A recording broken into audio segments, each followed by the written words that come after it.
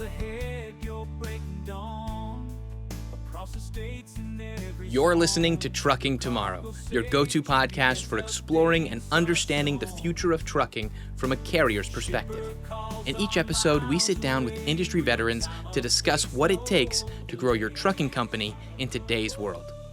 So let's hit the road with Trucking Tomorrow. Here's your host, Brian Jones. Welcome to Trucking Tomorrow. I'm your host, Brian Jones. I'm joined today by Alex Avramov, the president of AIA Trucking. They are a 33-truck asset-based carrier in the Chicago area. Alex has got a great story. He started his career as a driver and kind of grew his business around that experience. So we're going to have an interesting conversation today about his experiences and about how his driving history influenced how he's built his business. So, Alex, if you don't mind, I'd love to kick things off and welcome to the show here. Thank you. Thank you so much. I'm glad to be here and try to bring good things about the whole trucking industry. Awesome. Just to kick things off, do you mind sharing how and why you got into trucking in the first place and kind of your story getting into trucking? Yes, I started in the trucking relatively young. I was 27 years old. It looks like adventurous thing to do. Yeah, you have a nice office with a very nice view. You need to be a little bit careful. The money were okay. So far, during the driving, I tried to pick up as much as I can to be a better driver and to see if the entrepreneurial kind of spirit in me try to learn as much as I can about the industry, about the craft. So one day I was hoping to be my own boss, first with the truck and then later on the other stuff.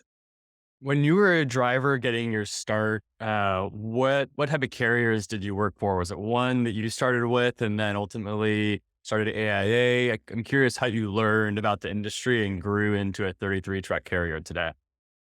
I start in February 2020. I'm sorry, 2005. Yeah. And I drove for a year and a half, almost 2 years over the road. Okay. And I get lucky that I had a very good understanding of the person I was driving for, the company. He offered me to drive on percentage of every load. So I was like owner operator, but not caring about the maintenance of the truck. That's great. So that way I had a full access to everything, how much the fuel costs, how much the loads are paid. Even we had a good understanding because I was paying the tolls at the time, cash, so he was reimbursing me so I can put everything on a piece of paper and see the map. But before I bought my first truck, I wanted to learn the other side behind the desk. So I became a dispatcher for a year and a half. And in meantime, I was helping the safety manager at the time because if you remember back in the day, we had a loose leaf logbooks. So you need to go with hands to check them all, to see if the driver were doing crazy things, stuff like that. So, and I see how the onboarding on the driver coming to the company, what needs to be done, drug test, application, all those things, orientation. So I kind of put everything together. And then when everybody was trying to get out of the trucking industry in 2009, when the recession hit, I decided to buy my first truck and then became owner operator. And down the road, 2013, 14, bought two more because I landed up opportunity through FedEx, some steady routes going from Chicago to Florida. And then two more in 2017.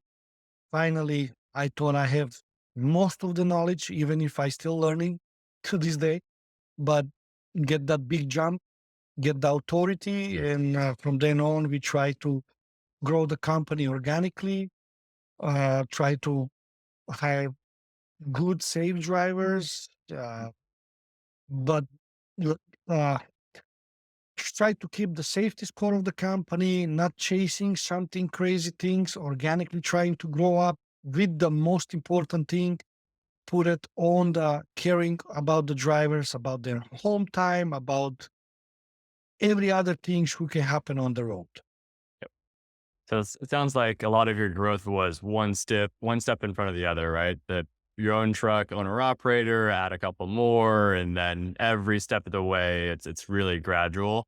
Did you, when you started that journey, did you think you were going to be 33 trucks today in 2024? Did you have a grand vision or plan, or is it kind of like one thing just led to another as you look at it year to year?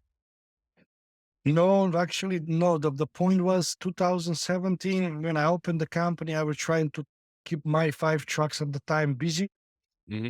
but then and we Amazon was starting to growing up crazy. Hmm. Person I knew, it was not my friend. I just knew him. Reach out to me. He just get a job in Amazon. Reach out to me. We start building a relationship at the time because we were starting the company. Power only was the thing we were doing. It was great for us. We did a good job for Amazon at the time. And then in 2018, somehow we get to opportunity to have a dedicated account. Mm. And that thing helped us to grow in like 3 months up to 25 trucks, most Mm. of them owner operators. And well, let me tell you that I that's a really, really good thing. If you have everything to do to service the account, it very helps to grow steadily and plan and try to organically organize everything around it. So that was the like in 2018 when we get to 25 trucks, I was like, this is great. This is nice. I don't want to do, but then 2018 was kind of good year because the ELD mandate was coming. Amazon was blowing up with the warehouses and everything. And it was a lot of people only remain after COVID. But 2018 and 19, in the first couple of months, it was very, very great because it was still uh, companies and people in the industry who were with the industry for many years and they had a lot of experience. And that was even better, and there were not a lot of crazy brokers, double brokering schemes, stuff like that. They were there, but they were like minimum amount. And then when Corona hit in 2020, Mhm. uh, everything felt like everything goes to hell. But working with Amazon and the account we had, which was with Target, those things were like kind of busy at the time. So it helped us to grow even more. And we get a good opportunity to grow our fleet with company drivers, I mean trucks. And that's how we at one time we were like 50. I was like, I don't know if this is good or not. Like 25 was better. It's a different, more you go more than 30 trucks is a totally different game. So we kind of were not, I'm gonna say not prepared, but everybody was looking for employer more. Everybody was looking for a driver more because everything exploded. And like I mentioned, a lot of bad players get to the game. And that's the reason we see these last 3.5 years are very, very, I never seen it. Like I said, I'm from 2000, almost 20 years in the business, never seen something like that. Well, I appreciate your story and have walking us through your journey from driver to dispatcher to owner operator and then up to 50 trucks at your peak, it sounds like. Would love to take a second to understand AIA today. What could you walk us through what you guys haul today? If you have certain regions or lanes you focus on, just give the overview of your current operating business and what that looks like so we get a sense of what you guys are doing right now. Yeah, we kind of mix and match, trying like to stay with something who is reasonable. So, because in those 7, 8 years, we build relationship with a lot of brokers, a lot of shippers. So we have a mix and match. Most of our company drivers, they are with the counts, and that gives much less headaches to us. And also the drivers loves it Most of those accounts are like hook and drop, 70-80% hook and drop. We have a couple of guys on the spot market, and those are the guys we preparing them to see how they're going to react with all those issues, deliveries, appointments, detentions, rejection, stuff like that. So to see if someone really get hold of all the job, try to move them to those accounts. So that's kind of steady, not just revenue, good organized work for the driver, for us, for everybody. But we just doesn't want to throw drivers over there because let's be honest, not everybody is the same. So that's the reason we have the spot market. We have around 10, 12 owner operators also on the spot market.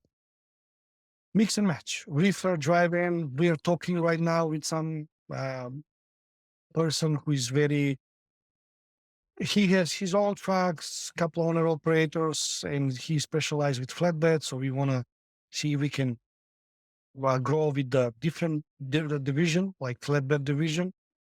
So it's kind of trying to play with the hot balls of this time of the trucking industry.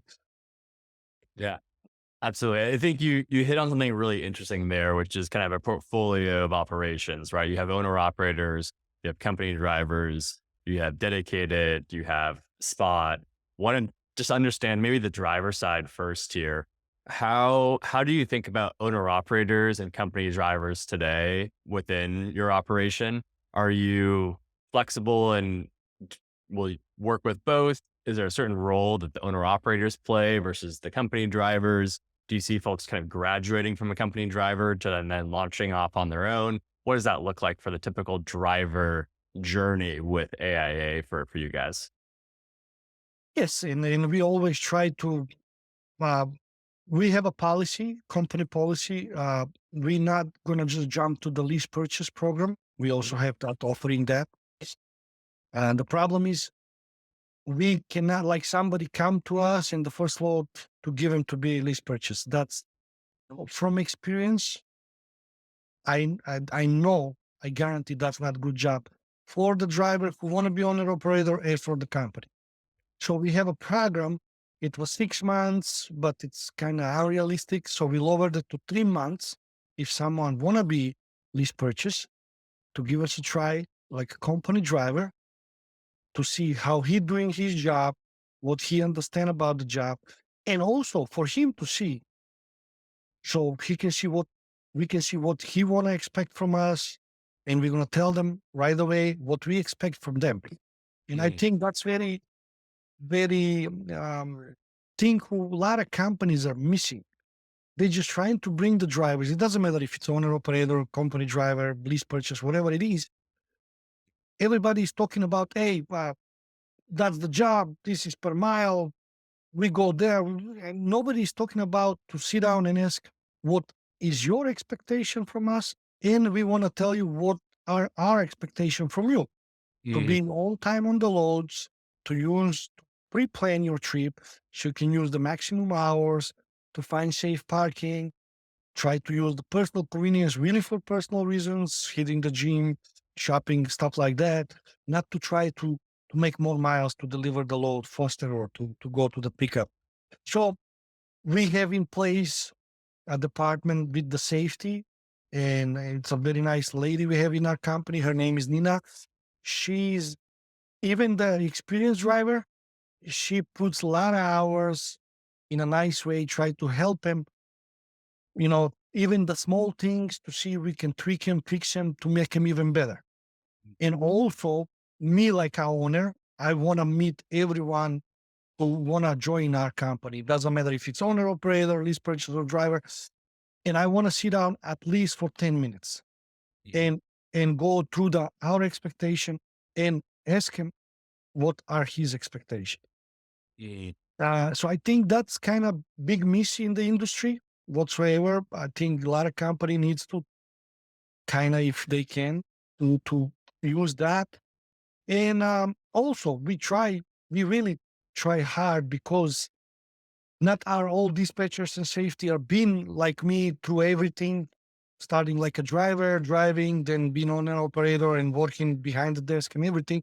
So I try to bring that culture to to everybody and try to put the drivers really on front of everything, because people forgetting that if there is no driver in the truck, nothing of this industry gonna work. Yes, a lot of people talking about autonomous trucks, but we're still not there. And till we get there, we really need to appreciate our drivers. It doesn't matter if they're owners, whatever they are. You mentioned something there for sitting down with new drivers, talking about their expectations and your expectations. I love that as an owner, right? You just get to know every one of your people before they come on. What's an example of an expectation that you hear from a driver, and what do you do with that? Is it like certain routes they want to run? Is it hours they want to start? What does that look like? Yeah, always. I have kind of prepared, because some drivers, they're like out of the blue, like, you make money. My expectation, it's like they don't even thought about it. And I was like, okay, that's good. We are all working for money. We're gonna try to get you to get as much money you can do per week. And then I bring, like, yes, to make more money, you need to, that it's mix. Whatever your expectation is, you must go through my expectations. So all both expectation gonna get together, so we have the best results. Mm. So I always tell them, from my experience, the best way is to do always to pre-plan. When you're getting loaded, you have all the information about the load, where you're going, and so you check. There always is 2-3 routes you can take. Mhm. And then, yes, we a small company, but I think the big companies, they can have a person in the safety department who can help them if they're not sure which route to take. Mhm. And we have so many experienced people who can do that. So many times when the drivers on East Coast, they call me and I tell them, from my experience, when we don't have GPSs and these new smartphones, we were using the map and finding the best routes, less tolls. But sometimes, hey, they're gonna mention, hey, this route is shorter. No, but it's for donkeys. It's not for trucks. Don't go there. Stuff like that. So, and then the expectation to, if he cannot make the delivery, to tell us as soon as possible so we can react, so we don't get fines. And we always tell them, it's not that we want to fine you, but sometimes if it's more your mistake, you need to understand. Look, most of the drivers, they don't have certain rules. They're just give me the miles. I want to make more miles. But some of them are like, I don't want to go northeast. I don't want to go west, or I don't drive at night, or some people come prepared. And Mhm. then uh, from the experience, and we always try to give chance to good drivers. And Mhm. sometimes we can work things out for them to do a little bit more of the things they don't want to do, but sometimes it's not worth it. So we try to not to push our way, just to make sure that we have understanding and that we are together in this. Yep. So I'm not saying if somebody told me I'm not going to Northeast, I'm never going to send them there. Sometimes he's stuck somewhere, and then it's me who gonna give him a call and ask him, I know your expectation, I know what you told me, but because of this and this and this, can you help me out? I'll do you solid. I'll help you out with a little bit more money. So I just not gonna crazy force him to do or ask him to do something. I always gonna try. And most of the times, 99% of the times, they want to work with us. We talk to a lot of carriers that are just about your size, right? They're in that 30 to 50 range. They have that family friendly driver orientation. How do you keep track of those preferences? Because not all drivers have the same preferences, right? They want to not drive at night. They don't want to go to the Northeast. Like at your size, is this all in your head? Does the whole dispatch team know this by driver? Like, how do you actually maintain that over time? Thank you for reminding me. It's like I have all that in my head. And most of the times the driver gonna call me and says, hey, I book a load. This guy doesn't want to go there. I said, did you ask him to go there? But why I need to ask him? He's a company driver. I'm like, no, we talked about this. This guy doesn't go there. So if you, but there's no other loads. And I get that. But there is a way how to do it. It's not just, so yeah, I mean, nothing is perfect. Nothing in life is perfect. Yeah, I'm the crazy one having everything in my head, but we we try to have a system like spreadsheets or something, So there is a place where we keep track, like what driver, what trailer truck has, and small notes where he needs to go home, how long stays home, and we try to send them to go home with the trucks. But if the truck needs to be checked, then we try to provide them with the flying ticket. So they like that because they don't waste their time going towards home. They can use, it's shorter time to go over there. And when they come, the truck is checked out, fixed out. They don't have issue on the road. So mix and match, try to, like I say, try to keep them on the top of the priorities. Have you had to manage situations where a driver's, I guess, preference about what they're looking to do and the company's interests for covering certain loads or working with a certain customer have a trade-off? And how do you manage those? Whether it's, paying more and taking a loss on the load to cover the customer relationship, or um, saying no to certain loads even though you want to cover them because you don't have drivers that want to go to the Northeast. Like, what are some examples of where you had to deal with that, and how have you managed that? And again, nothing is perfect, but I'll say 80-20 is the driver has the upper hand 80% of the time. So I rather keep a good driver, nothing against the customer, but Hmm. if I don't have the driver who want to go there or do the bad job, like I told you on those dedicated accounts we have, Yep. I don't send everybody. So it's, the customer asking me, hey, you can bring 5, 10 more guys. I was like, yes, I have the capacity. I don't want to risk our relationship. So Mm. it's the jiggling thing, Yeah.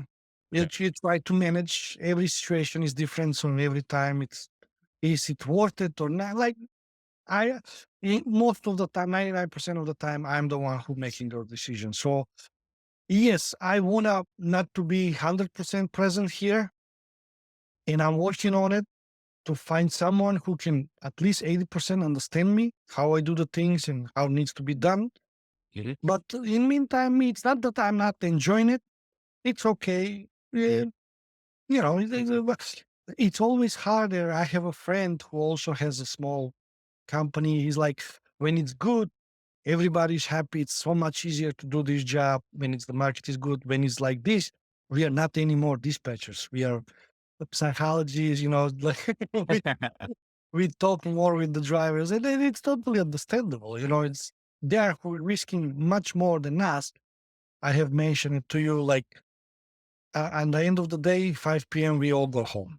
They still are in their office. It doesn't matter, So it's. I've been there. I know how it is. I know how they feel. My heart is over there to try to bring the best of everything. So sometimes it's emotional, sometimes it's, but try to go through that day by day. Yeah.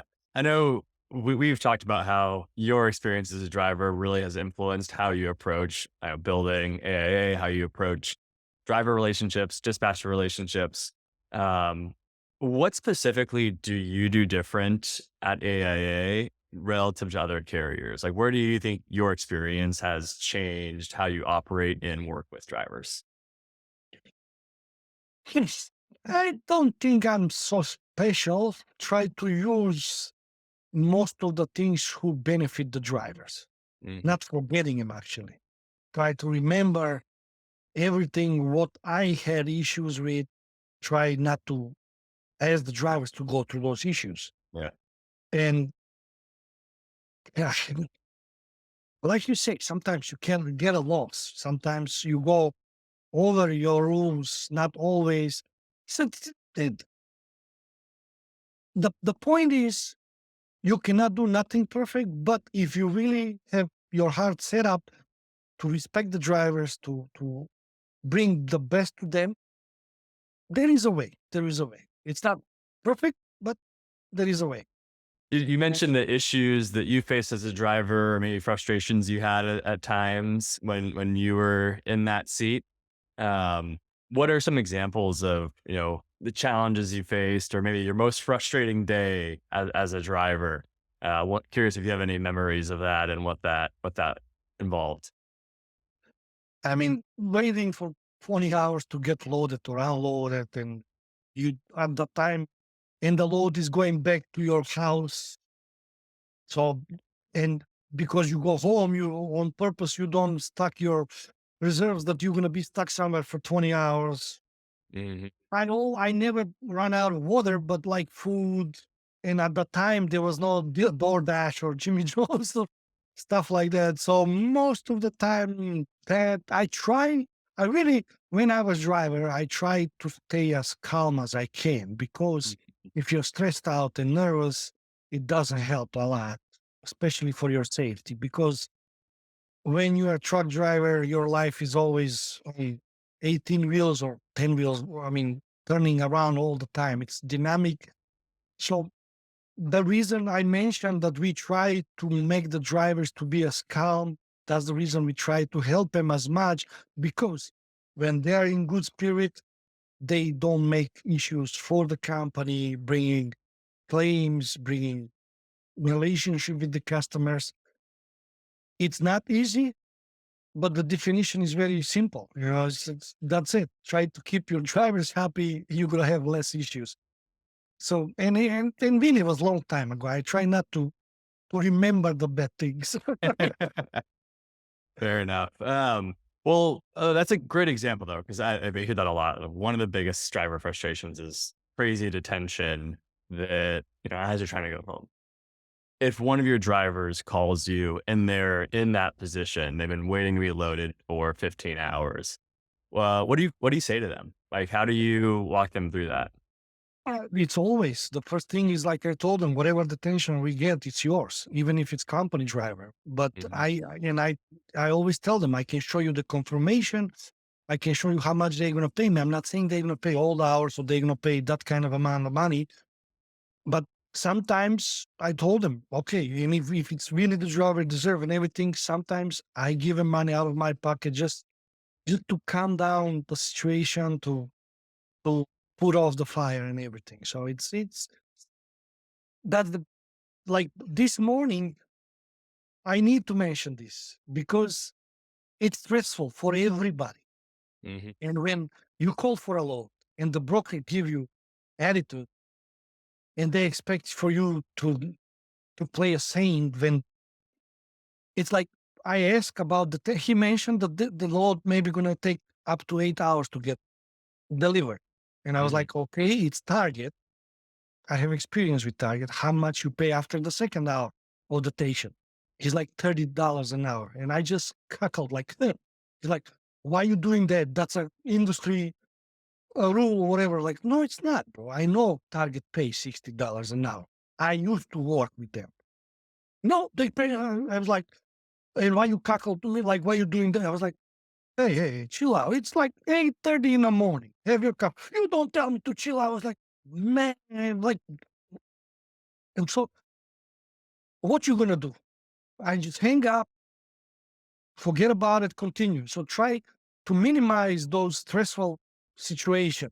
And I can imagine sometimes when the drivers now you bring like that the biggest issue, even if I needed to wait, I'll wait. I know if I'm gonna get detention or not, whatever. It is what it is. Nobody, not either the broker, not either the dispatcher, nobody can do nothing if you're stuck at the door. It's Mhm. everything's in the if the product is ready or is not ready, stuff like that. The issue is when you like a driver, you want to present your company and yourself in the best possible way, and you ended up talking with some, I don't want to use profanity, but the worst of the worst.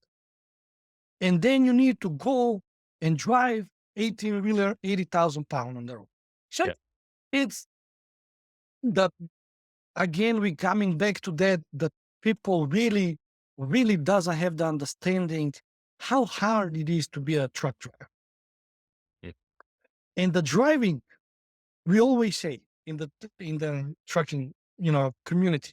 The driving is the easiest part in that job. People doesn't even understand that. And it's really, and you enjoy it. You're driving, you're seeing new stuff, you're driving. The time passes faster. The problem is when you're dealing with bad people and when somebody else screw up and doesn't allow you, because the drivers makes money only when the truck is moving. Yep.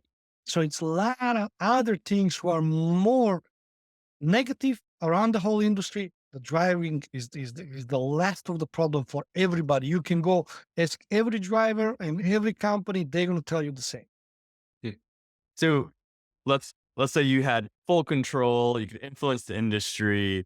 What do you wish the industry, whether it's shippers, brokers, or other carriers, what do you wish they did differently around, let's say, driver pay? Like if you had a magic wand, what would you do, Alex, to shape the future of the industry? I'm pretty sure everybody remembers Charles Barkley. He's a character. And I love the way he play. I watched him all nights because I grew up in Europe. Mhm. And he is right on the money. And I just want to add the fifth.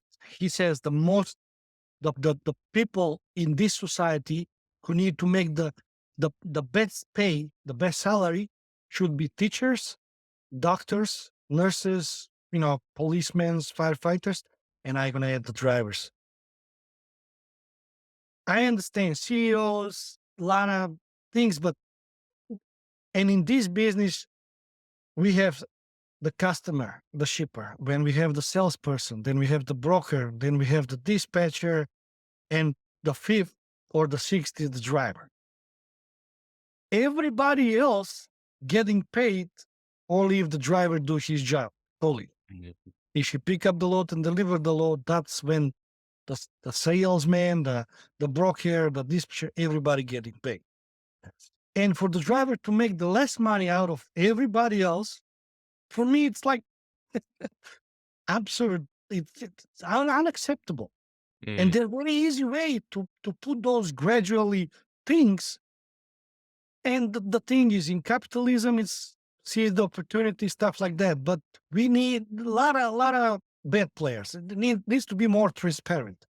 When there were no regulation in the 80s, I have only read, I never, I was 3 years old. They say when there were no regulated, then the truck drivers were getting the most of the pay and it was more fair and stuff. So why we changed it when it was working good and everything was fine? Why are we going from good to bad? I cannot get those things. I understand it's so many moving parts. But for me, from the position where I'm coming from, I think the driver needs to be more appreciated and they need to be paid the most. Yeah, I think that makes a lot of sense. And if you're the carrier, right, you guys are doing certain things at AIA, but if you had influence over other carriers and how they're operating, what you would share your perspective. What do you think many carriers get wrong about drivers, or some carriers, whether the mega carriers or the small players? But what do you think some carriers don't get right in their driver relationships? It's very simple. Respect them, give them if you make money, give them some of the pie. Because in 2018, when everybody was making money, the people who own the trucks, even the owner operators, they were making the money and they were paying the drivers 50 cents a mile. Because I wanted my account to be perfect, I was paying 65 cents a mile. And when I'm going to mention to other company owner or whoever who is in the industry, you crazy, why you doing that? It's like, I still have the same drivers. They already know the job. They have the experience. And I don't have headaches. When I go home, I sleep. Yes, 15 cents a mile, 10 trucks, if everybody going 3,000 miles, when you get it together. But there is money for me. The greediness is the worst thing going around, especially in the trucking. So I'm going to recommend and I'm going to preach less greediness, more respect. It's very simple. Yeah, makes sense. Well, we are in Trucking Tomorrow, so I got to ask you about the future here. At AIA, as you look towards 2025, What are your priorities for the next year, whether it's on growth or service or hiring? What are your top 1 to 3 priorities for you next year? I mean, of course, we work for money. A little bit more profit is going to be higher appreciated because there were a lot of losses in the last 3.5 years. Mhm. But again, more profit for us, better pay for the drivers, continue together because retention, it's the one of the most important thing to me. 80% of our drivers are brought here by the talk of the mouth. Somebody knows someone, bring them here and they stay and then they bring here. And 75 to 80% of the drivers are still here. Once they come, Mm. sometimes they leave for personal reasons. Couple of them, we had cases they leave, try something else, but the ones who really needed the job, they come back. So I don't think everything gonna change like this with the magical switch. I know the election. I hope it's better for this industry. Always that side of the political parties bring more business from my experience. So I hope for better things, but the problem is the bigger players getting bigger, they control more stuff. So it's less room and less happiness for the small carriers. Put it in the short. If you have the crystal ball, let me know, Alex, because then maybe we'll both quit our jobs and do something else if you have the crystal ball. If I have a crystal ball, I just need 6 numbers. Fair enough. Well, that is a great line to end on here. Alex, I do really appreciate taking the time. I know you're busy. Great to share your story here today. Thanks for joining the show. Thanks so much. Thank you for joining us for this episode of Trucking Tomorrow. The show notes include links to any resources mentioned in today's show. And if you enjoyed our podcast, please subscribe so you never miss an episode and leave us a 5-star review. Truck base, you're always tough.